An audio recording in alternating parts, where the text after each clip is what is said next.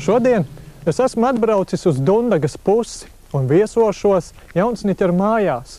Šī saimniecība, tāpat kā daudzas citas saimniecības Latvijā, tika izveidotas 1920. gados, agrārās reformas laikā. Līdz ar atmodu šo īpašumu atguva Zediņu ģimene. Un tūlīt es došos pie viņiem, lai sīkāk izvaicātu, kā šī jaunsaimniecība tapa. Es jau esmu piedzimusi šīs mājās, jo šī Jaunsniķeru māja, tieši dzīvojamā ēka, ir celta 1933. gadā. Mums bija 5, 6 govis, cūkas bija, aitas, viss, kas saimniecībā.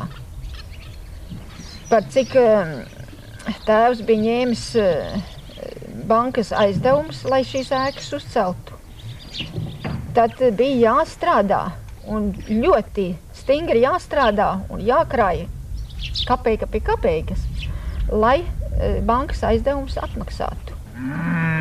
Un visas ēkas ir uzbūvētas sākot no 25. līdz 33. gadam. 1920. gada 16. septembrī Satversmes sapulce pieņēma kādu likumu, kuru iesniedzot komisijas ziņotājs teica: šodien augstais nams stājas pie tā likuma apspriešanas, kas izšķirs būt vai nebūt Latvijas valstī. Likumu pieņemot, visas latviešu partijas balsoja vienprātīgi. Kāds tad bija šis svarīgais lēmums, kas tik būtiski ietekmēja Latvijas valsts turpmāko attīstību? Un kā rezultātā viena no visvairāk izpostītajām zemēm pēc Pirmā pasaules kara turpat 20 gados spēja savā attīstībā panākt attīstītākās Rietuma Eiropas valstis, pat tādas, kas kara darbībā nebija piedalījušās.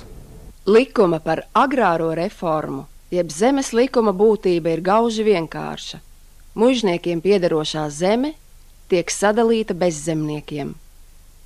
Agrārā reforma pārdalīja gandrīz pusi Latvijas zemes platības un radīja ap 70 000 jaunu saimniecību. Protams, likums bija ārkārtīgi sarežģīts, to pieņēma 4 etapos, un tā pilnīgai realizācijai bija nepieciešami 20 gadi, bet par to vēlāk. Tagad parunāsim par likuma būtību un tā nozīmi. Likuma vēsturisko nepieciešamību noteica situācija Latvijā pēc Pirmā pasaules kara, kurš sākās 1914. gada 28. jūlijā.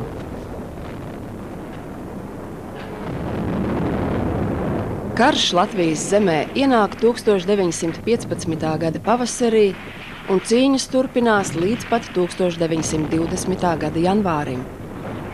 Dzejnieks Kārlis Skalbe raksta: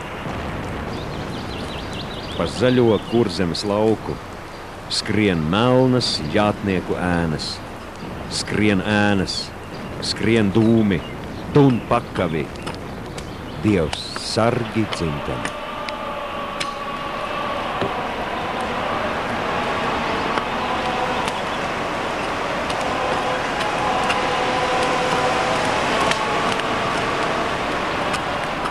Šeit, Ķemera purva apkārtnē, latviešu strelnieki cīnījās 1917. gadā. Kaujas pierima pēc gada, kad 1918. gada martā tiek noslēgts Brest-Litovskas miera līgums starp Vāciju un Krieviju. Visu Latvijas teritoriju ir okupējis vācu karaspēks, un noteikumus šeit diktē viņi.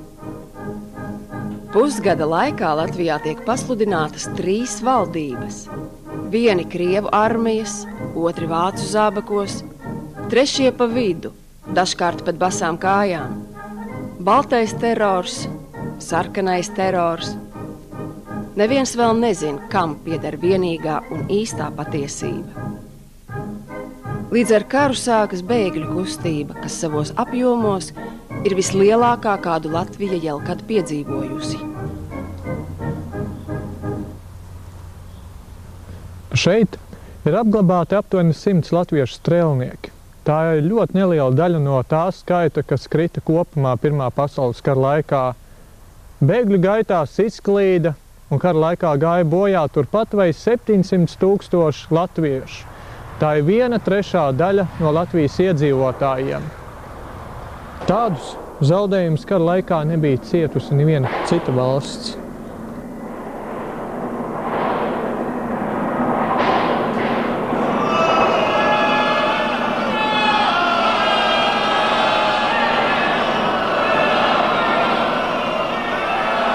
Latvijas zeme ilgu laiku bija kaujas lauks.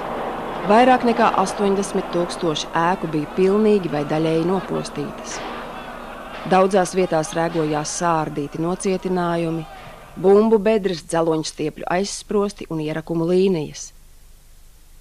Ļaudis, kas pēc kara atgriezās savās saimniecībās, vairākus gadus bija spiesti dzīvot zemnīcās. Viņu laukos kuploja nezāles un auga krūmi. Aramzemes platība bija samazinājusies par 23%. Lopi bija gājuši bojā, bada laikā apēsti vai karojošo armiju rekvizēti. 1914. gadā Latvijā bija 2,6 miljoni iedzīvotāju, bet 1920. tikai 1,6 miljoni. Kad atgriezās daļa kara bēgļu, Latvijā bija 1,8 miljoni iedzīvotāju.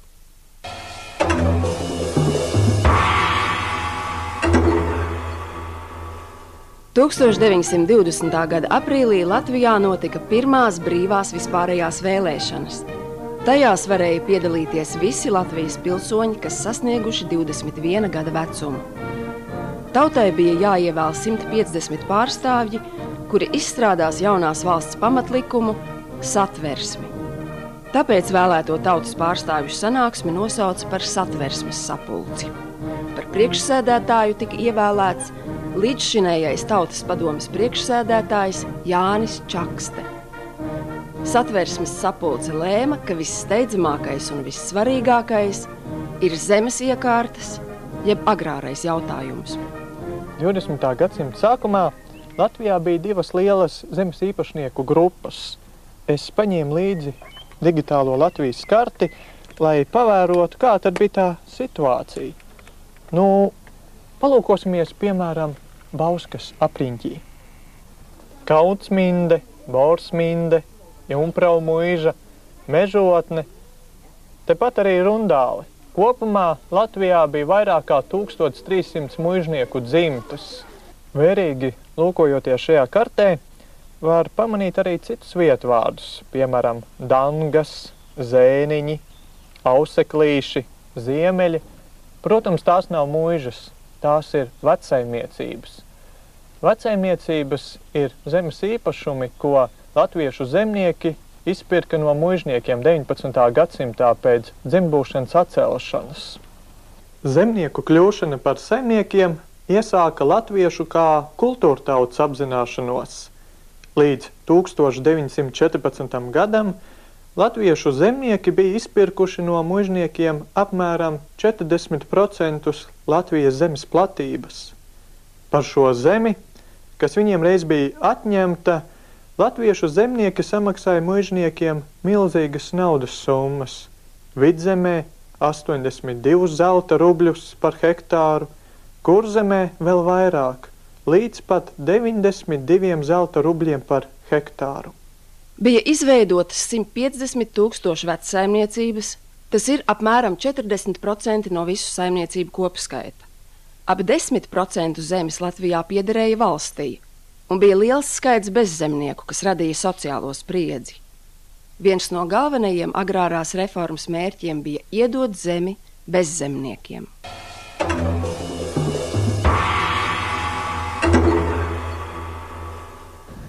Visas latviešu partijas bija viensprāts.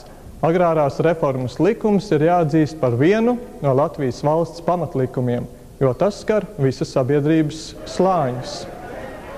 Domas dalījās tikai jautājumā, kādā veidā šī agrārā reforma jāīsteno dzīvē.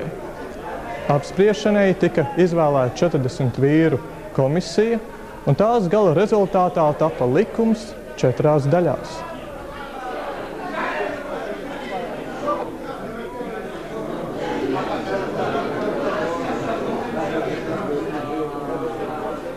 Pieņemot zemes reformas likumu, vienīgais strīds Latviešu partiju vidū izraisījās par atlīdzības noteikšanu muižniekiem.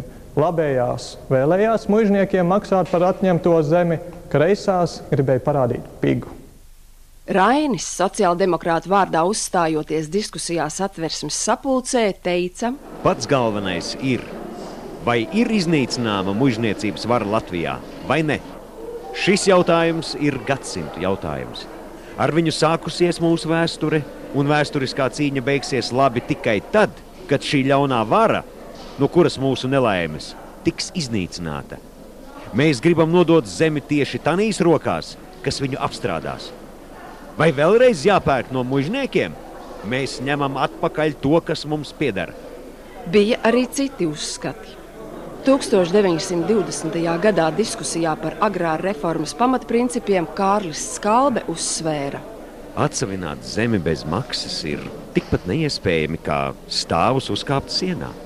Mēs stāvam starp diviem iespaidiem, starp Krieviju un Eiropu. Bet mums nav jāaizmirst, ka mums ir arī savs ceļš, pa kuru gājusi zemniecība. Zeme tika pārdota.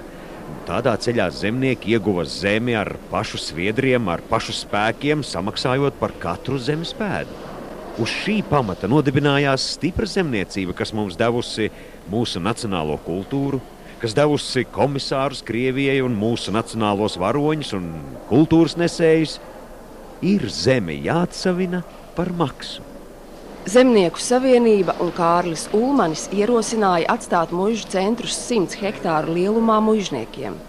Savukārt sociāldemokrāti cīnījās pret zemes atstāšanu bijušajiem latviešu tautas apspiedējiem un izteicās arī pret atlīdzības maksu. 1920. gada augustā visās Latvijas malās notika sociāldemokrātu rīkotas tautas sapulces, kurās bezzemnieki pieņēma protesta rezolūcijas un iesūtīja tās Satversmes sapulcei. Pēc šīs lielās masu akcijas Satversmes sapulcei partijai izdevās panākt kompromisa lēmumu. Muižniekiem atstāt 50 hektārus zemes, nesaistot tos ar muižas centru. Agrārajā jautājumā savijās neskaitām pretrunu kamols. Tas bija ekonomisks jautājums, skaidra lieta. Puse no muižām bija pagrimušas. Daudzi muižnieki bija aizbēguši pa Pirmo pasaules karu. Otrā fonā bija 60% no lauciniekiem bez zemes. Viņi gribēja šo zemi. Bet Latvijā šis jautājums vēl vairāk bija nacionāls. Jo, ja Krievijā muižnieks bija krievs un zemnieks bija krievs, tad šeit muižnieks bija vācietis vai retos gadījumos polis, un zemnieks bija latvietis. Tas bija politisks jautājums, un 19. gadā bija 2 notikumi, kuri faktiski ietekmē agrārās reformas gaitu, un tie bija abi politiski noteikumi. 2 reizes vācu muižnieki bija pacēluši roku pret Latvijas valsti. 16. aprīļa baronu pučā un vēl briesmīgāk Bermontiādē. Kā Bermontiādas laikā rakstīja mūsu Marseliēze, tāds uzsaukums, kas bija Rīgā uz ielām pie ieročiem: mēs esam beigti un pagalam, ja viņu uzvar. Ne tikai kā valsts, mēs esam beigti pagalam kā nācija. Jo Bermonta laikā viņi gāja ar rasistiskiem lozungiem: nosit latvieti, iznīcina latviešu nāciju. Un pēc tam pateikt, ka zemniekam jāpērk vēl no viņiem zeme un ilgi jāmaksā viņam. Pēc tam, kad viņi gribēja iznīcināt valsti un nāciju, pateikt, ka, ziniet, tagad pērciet vēl no viņiem zemi no šiem, tas kļuva faktiski neiespējami.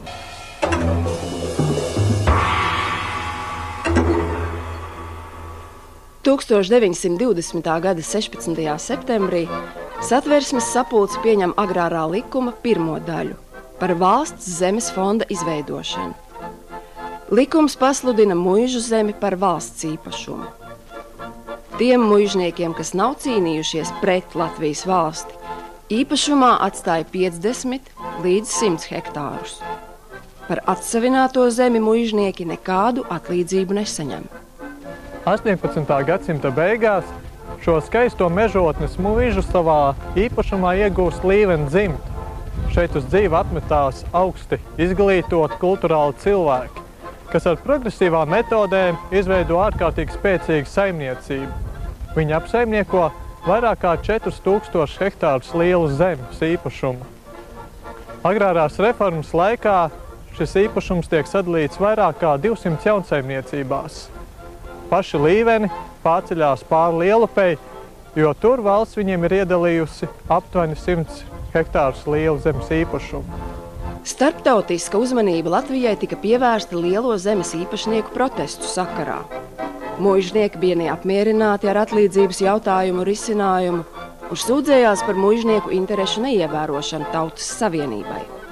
Tomēr vācu muižnieki cerēto nepanāca, jo tika paskaidrots, ka atlīdzības jautājuma risināšana ir Latvijas iekšējā lieta. Un tā, pēc 3 mēnešiem tiek pieņemta un izsludināta agrārā likuma 2. daļa par valsts zemes fonda izlietošanu. Muižām atņemto zemi valsts sadala jaunsaimniecībā.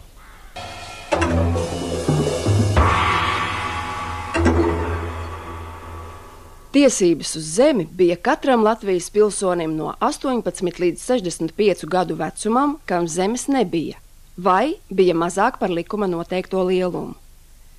Katras jaunsaimniecības ierīkošanai valsts deva 22 hektārus, vēl varēja dabūt 5 hektārus mežu, kopā jaunsaimniecības lielums nedrīkstēja pārsniegt 27 hektārus. Visa dzīve bija jāsāk no sākuma. Visriņķi bija vecsaimnieki, kam jau bija gadiem, varbūt 100 gadu pieredze un strādāšana.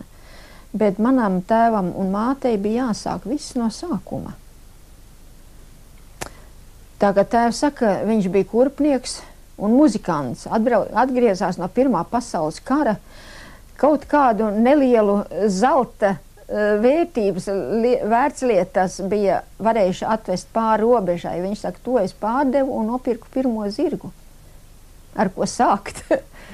Tēvs teica, es gribēju celt māju ar augstiem griestiem un lieliem logiem, jo viss vecās mājas bija mazas, tumšas, ar maziem lodziņiem. Un viņam acīm redzot, tas nebija paticis, un tāpēc arī viņš mūsu māju ir uzbūvējis ar lieliem logiem, un daudz logu tai mājā ir. Katrai istabai 2 logi. Zemi jaunsaimniekiem piešķīra par simbolisku maksu. Līdz 10 latu par 1 hektāru vidēji ienesīgas zemes, līdz 20 latiem par augstākā labuma zemi. Maksājumus varēja veikt vairāku gadu garumā. Pirmos 5 gadus jaunsaimnieki bija atbrīvoti no nodokļiem, celtniecībai viņi varēja pirkt būvkokus no valsts meža tikai par 5. daļu no cenas. Dažkārt būvkokus un malku valsts jaunsaimniekiem izsniedz bez maksas. Latvijas brīvības cīņu dalībnieki, kritušo ģimenes, kara invalīdi un Lāčplēša kara ordeņa kavalieri zemi saņēma par brīvu. Īpaši liela nozīme agrārai reformai bija Latgalē. Valdība veicināja viensātu veidošanos agrāko ciemu vietā. Tika izbeigta arī tā saucamā bezjēdzīgā šņoru sistēma. Tu gribi zināt, kas tas ir? Redz, jau vairākus gadsimtus Latgalē katram ciemam tika iedalīts viens lauks, un pirms apstrādāšanas to sadalīja tik daļās, cik ģimenes dzīvoja šajā ciemā. Jo ģimeņi bija vairāk, jo zemes trēlīte sanāca šaurāk, un tad tas lauks izskatījās tā kā tādas garas šņorītes. Līdz ar to Latgala pietuvinājās tam dzīves veidam un zemes apsaimniekošanas veidam, kāds valdīja citos Latvijas novados.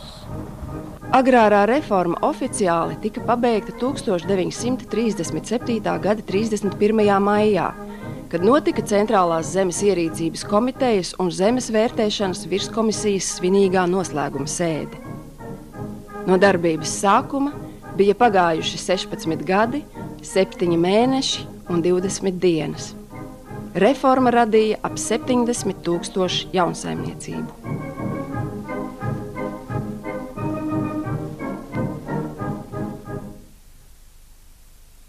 Pēc Pirmā pasaules kara Latvijā, Lietuvā, Igaunijā, Somijā, Polijā, Vācijā, Rumānijā, Grieķijā, Serbu, Horvātu un Slovēņu karalistē, Bulgārijā, Ungārijā un Čehoslovākijā notika agrārā reforma. Tomēr tikai Latvijā un Igaunijā tā bija tik radikāla, ka pilnībā iznīcināja muižnieku ekonomisko un tātad arī politisko varu.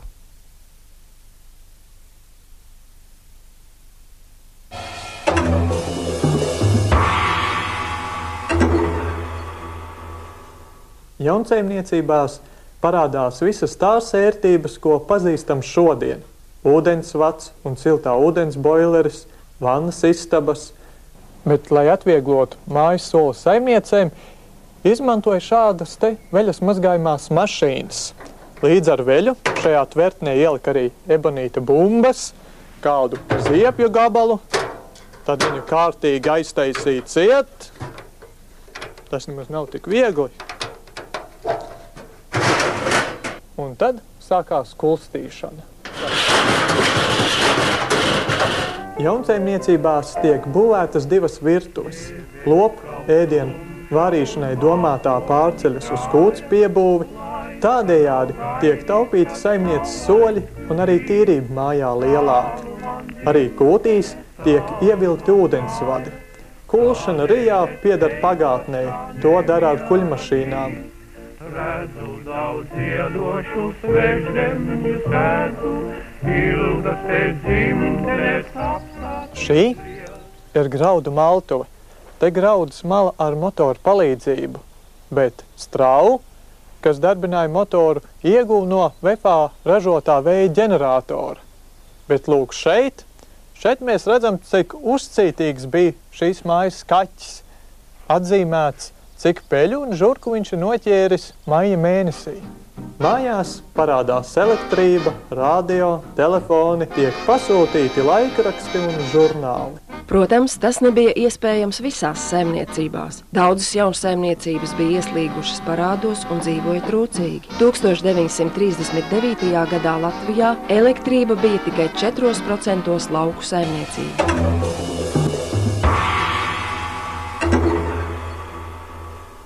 Daudzi pareģoja lauksaimniecības sabrukumu Latvijā.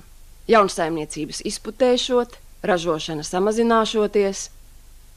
Lai iepazītos ar zemes reformas norisi, Latviju apmeklēja daudzi ārzemju viesi.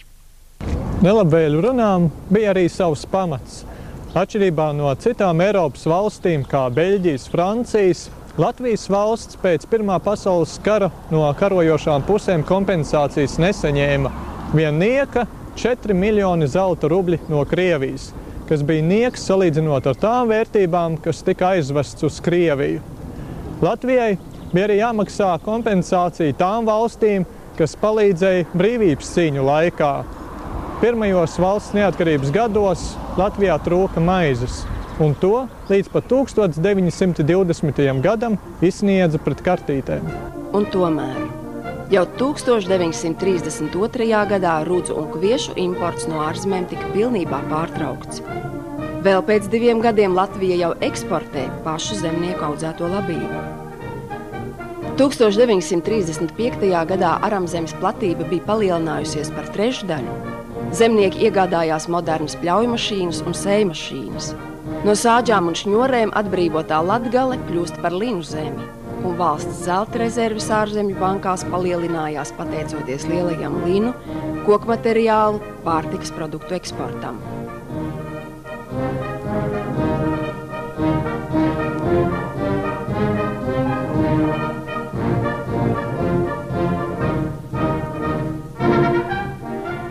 Latvijā bija 3 papīra fabrikas, un pēc 3 cukura fabriku uzcelšanas par folkloru kļūst Kārļa Ulmaņa teiciens: Tagad mums katrā tējas glāzē jāber 3 karotītes cukura, un katra siļķe jātin 3 papīros. Īpaša vērība tiek pievērsta augstvērtīgu piena un gaļas produktu ražošanai, un agrāro reformu beidzot, Latvija jau ir pasaules lielāko sviesta eksportētāju vidū. Eiropā tikai Dānija un Holande pārspēja mūsu valsti.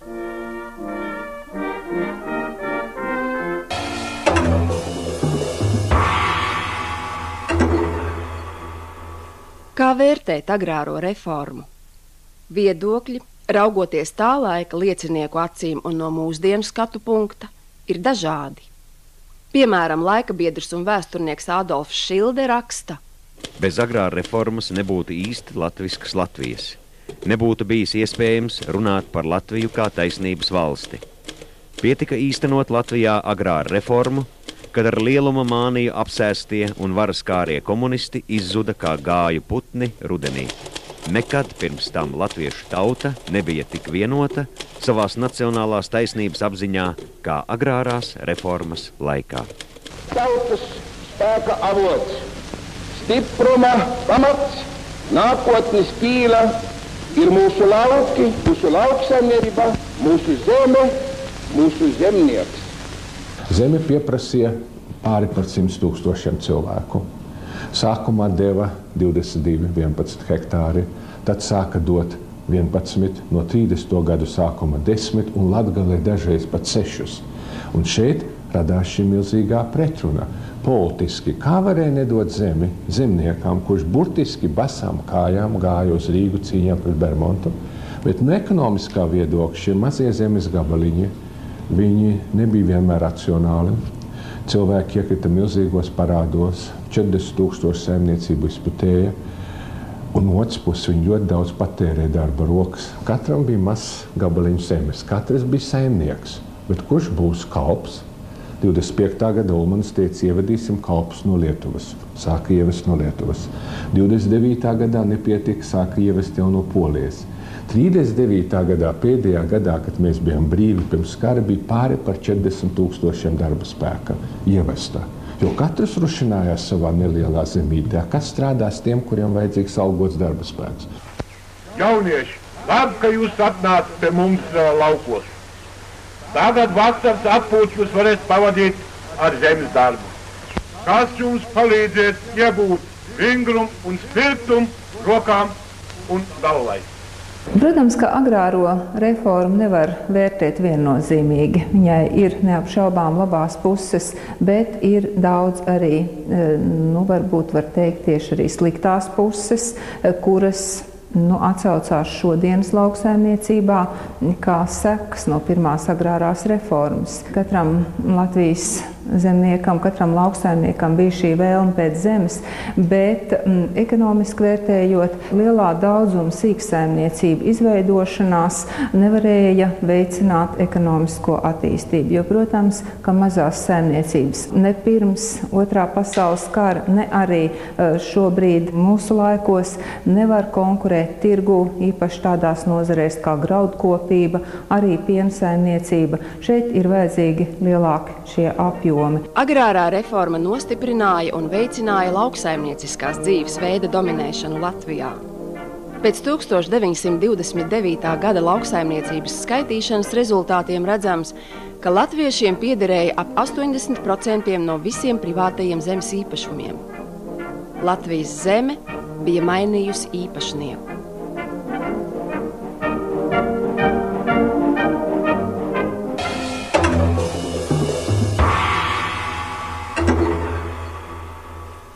Rūpniecība Latvijā attīstījās cariskās Krievijas laikā.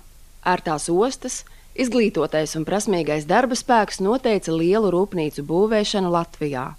Izeivielas ieveda un saražotās preces izveda uz Krieviju. 1915. gada sākumā Rīgas Fēniksa strādnieki saņem ziņu, ka rūpnīcas iekārtas ir jāevakuē. 30 000 vagonos tiek salādātas iekārtas darba galdi no visas Latvijas un vestas uz Krieviju, no kurienes atpakaļ tā viņas arī nekad netiek atvestas. Latvija nesaņēma kompensācijas, un ilgi Latvijā un Rīgā it sevišķi slējās šādi pustukši fabriku un rūpnīcu angāri. Arī strādnieku skaits Rīgā bija samazinājies 5 reizes. Pēc Pirmā pasaules kara Latvija atradās tādā kā vakumā, un visa rūpniecība bija jāsāk būvēt pilnīgi no jauna. Ir stāsts par Rīgas auduma dibinātāju, kurš sāka pagrabā ar vienu cilvēku, un 30. gadu beigās viņam jau bija fabrika ar 1600 cilvēkiem. Ir vairāk stāsti par to, kā sekmīgi sāka dibināties rūpniecības uzņēmumi, bet jāsaka, ka lielākoties tas notika ar valsts palīdzību, jo tajā laikā pastāvēja uzskats, ka valsts var ļoti labi ietekmēt rūpniecības attīstību, un bez valsts neviens nekur tālu netiks. Valsts ieguldīja līdzekļus bieži vien nepārdomāti un riskanti. Daudzos gadījumos tika izmantotas ārzemju investīcijas, bet reizēm tas nebija attaisnojami, jo nedeva valstī ienākumus. Piemēram, valsts 20. gadu sākumā mēģinot labu darīt, iepirka lielu daudzumu vaļa tauku Norvēģijā, lai atbalstītu vietējos uzņēmējus un ļautu viņiem kaut kā uz tā nopelnīt. Un ražoja ratu smēru no tiem vaļa taukiem. Norvēģijā no vaļa taukiem ražoja margarīnu. Tas bija izdevīgi. Ratu smēru ražot iznāca, ka tas ir 3 reizes dārgāks nekā vietējais sviests. Un viens lauksaimnieks teica, es labāk tad sviestu smērēju ratos nekā jūsu šo te vaļa tauku smēru. Un tādu piemēru ir nemazums.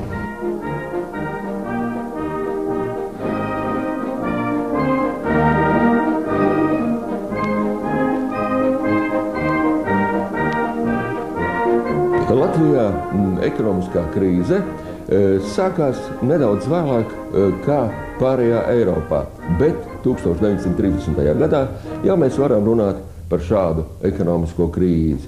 Ekonomiskās krīzes pamatā bija tas, ka zuda iespējas veiksmīgi realizēt eksporta operācijas, jo nebija vairs noiet starptautiskā tirgu Latvijas precēm. Reizē ar to uzņēmumiem bija jāsašaurina darbs, samazinājās valūtas rezerves un arī valsts atradās tādā situācijā, ka iedzīvotāju pirktspēja kritās un bija jāmeklē izeja no šīs situācijas. Pasaules ekonomiskās krīzes laikā tiek domāts par savu iekšējo rezervju izmantošanu. Piemēram, pārtikas rūpniecība pat uzplaukst, un krīzei beidzoties Latvijā ražo gandrīz visas vajadzīgās pārtikas preces. Tiek pārtraukts labības imports un stimulēta vietējā rūpniecība. Vairums izejvielu dod pašu zeme, un vairums ražojumu tiek patērēti Latvijā. 1939. gadā Latvijas rūpniecība attīstās galvenokārt mazos un vidējos uzņēmumos. Svarīgākās rūpniecības nozares ir mežrūpniecība, metāla rūpniecība, tekstila rūpniecība, pārtikas rūpniecība, būvmateriālu rūpniecība, apavu rūpniecība un ķīmiskā rūpniecība. Lielākie rūpniecības uzņēmumi 30. gados bija Rīgas Vairoks, kurā ražoja vagonus, kā arī montēja no ārzemēs izgatavotām detaļām automašīnas un lidmašīnas, Liepājas kara ostas darbnīcas, Liepājas drāšu fabrika un VEF, valsts elektrotehniskā fabrika. Pēckara periods bija ļoti interesants tai ziņā, ka nebija tādu konkurentu, kādi ir šodien rūpnīcām, jo tad visa Eiropa praktiski bija vienā līmenī, nopostīt vienā līmenī, visi sāka no vienas kaut kur. Un tad VEPS arī varēja tur vārtot savu nišu izplēst. Rūpnīca ražoja visu, kas valstī bija nepieciešams tehnikā. Sāka arī ar līdzekļiem, pēc tam bija elektrifikācija valsts, uzbūvēja lielākas spēkstacijas, ražoja spuldzes VEPS, transformatorus, kābeļus, arī paši akumulators VEPS ražoja radioaparātus, baterijas, vai ne, tās arī ražoja. Fotoaparāts Minox VEF ir slavens daudzu valstu spiegu vidū pat vēl pēc Otrā pasaules kara. Mazāko fotoaparātu pasaulē tā izmēri bija 15 x 27 x 80 mm, svars 125 grami. Izgudro Rīgā dzimušais baltvācietis Valters Caps. Visiem darbiniekiem, kam bija vēlme, meistars deva svētdienās vai brīvdienās aparātiņu līdzi, ja grib izbraukt, fotografēt, pie viena pārbaudīt, kāds ir tās praktiskās aparāta spējas, ko vēl vajadzētu uzlabot un tā tālāk. Tā kā tā laika bija ļoti demokrātiski, jāsaka. Ir bijuša konstruētā un rūpnīcā VEF būvētā lidmašīna tiek godalgota Berlīnes tautsaimniecības izstādē 1937. gadā. Rauji plūstošie Daugavas ūdeņi, kuri gadu simteņiem plūduši savā vaļā neizmantoti, pateicoties cilvēku gribas spēkam un zināšanām, top savaldīti un izmantoti liederīgi. Tika uzcelta ķeguma spēkstacija, tā bija lielākā spēkstacija Baltijas valstīs. Jaunajai valstī vajadzēja savu naudu. Par tādu kļuva lats, kuru ieviesa 1922. gadā. Kad Latvijas valsts lats ierauga dienas gaismu, cenas Rīgas tirgū neatšķirās no mūsdienu cenām. Tajā laikā 1 litru lauka pienu varēja nopirkt par 22 centīmiem, 1 kilogramu sviesta varēja iegādāties par 3 latiem 20 centīmiem kilogramā, kartupeļu kilograms maksāja 9 centīmus, bet 1 trakna siļķe maksāja 16 centīmus. Tajā laikā mācekļa alga bija 70 lati, bet kvalificētu strādnieku alga sasniedza līdz pat 200 latiem. Diemžēl neizpalika arī skandāli par valsts naudas izšķērdēšanu. Valsts saskārās ar tādām negatīvām parādībām kā ierēģņu personiskā ieinteresētība rūpniecības pasūtījumos, korupcija un nekompetence. 20. gadu vidū Latvija aktīvi sāka slēgt tirdzniecības līgumus ar saviem darījuma partneriem. Diemžēl virkne no šiem līgumiem izrādījās valstī neizdevīgi. Viens no tādiem līgumiem, kas savā laikā bija ļoti populārs un strīdus objekts, un arī vēl tagad pētnieki par to strīdās, bija Latvijas un Padomju Savienības tirdzniecības līgums 1927. gadā. Šis tirdzniecības līgums no Padomju Savienības puses bija vajadzīgs politiski iemeslu dēļ, lai pastiprinātu politisko spiedienu uz Latviju, lai šeit varētu brīvāk darboties Padomju Savienības politiskie emisāri un izlūki un tā tālāk. Savukārt Latvijai bija lielas cerības, ka šis tirdzniecības līgums palīdzēs pacelt Latvijas rūpniecību sevišķi. Iecer bija tāda, ka tagad attīstot rūpniecību, saņemot milzīgas pasūtījumus no Padomju Savienības, attīstīsies strādnieki, attīstīsies industrija, un kaut kur bija tāds tāls sapnis, ka būs apmēram tāda rūpniecība kā pirms Pirmā pasaules kara, vārēna saistīta ar Krieviju, šeit būs tranzīts caur Latvijas ostām, bet tādā drusku ilgstošā laikā, skatoties uz priekšu, un tas jau 30. gadu sākumā bija skaidrs, ka Padomju Savienība pirmkārt nebija ieinteresēta stiprināt Latviju un Latvijas saimniecību, un tāpēc arī no šīm tādām tālajošām iecerēm nekas neiznāca. Un šis līgums, principā, ar visām tām, iecerēm, viņš principā bija neveiksmīgs.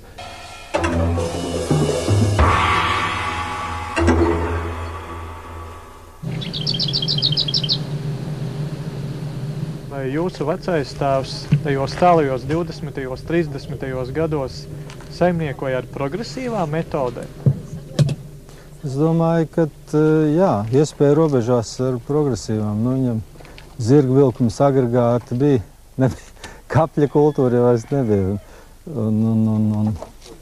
Saviem tās bija, man patīk tas nosaukums, zirgu saimniecības, jā. Cik var ar 1 vai ar 2 zirgiem apstrādāt tas lielums, un tā kā mums bija apkārt 2 zirgu saimniecība. Vecām tēvam bija zirgs, šitam agregātam es strādāju ar 100 zirgiem. Attiecīgi, tas nav 100 reizi vairāk, bet vismaz 11 un 10 un 20 reizes vairāk, jā.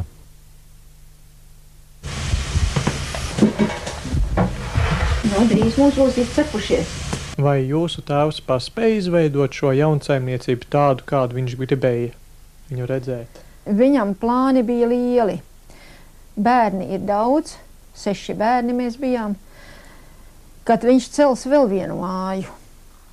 Šeit, kur ir ābeļdārs. Un bija jau sagādājis visus koku materiālus. Šķūnī bija izžūjuši koku materiāli, ka viņš cels otru māju. Tas pārtrūka. Tās domas jau aprāva karš. Jaunsaimnieki, tas nav tikai ēku kompleksa apzīmējums. Tas ir agrārās reformas rezultāts. Ik viens jaunsaimnieks strādāja, mācījās un sūtīja augstās skolā savus bērnus ar cerību kādreiz sasniegt pārticību. Grūti tagad minēt un domāt, kas būtu noticis, ja nesāktos Otrais pasaules karš un nenotiktu Latvijas okupācija. Viens posms Latvijas vēsturē bija noslēdzies, un Latvija bija jauna ceļa priekšā.